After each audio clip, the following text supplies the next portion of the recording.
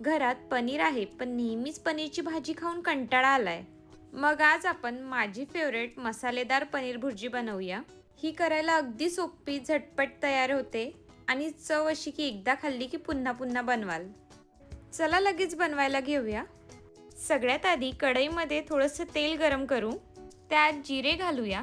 जिरे छान तडतडले की बारीक चिरलेली हिरवी मिरची, कढीपत्ता आणि आलं लसूण पेस्ट घालून 1 मिनिटे छान परतून घेऊया.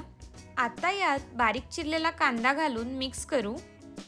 कांदा हलका सोनेरी रंगावर आला की बारीक चिरलेले टोमॅटो घालून सगळं व्यवस्थित मिक्स करून घेऊ.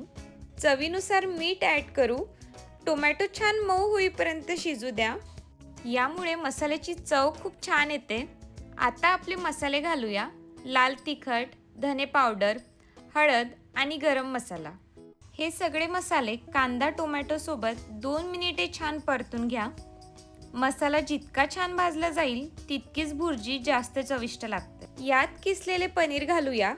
पनीर मसाल्यासोबत हलक्या हाताने मिक्स करा.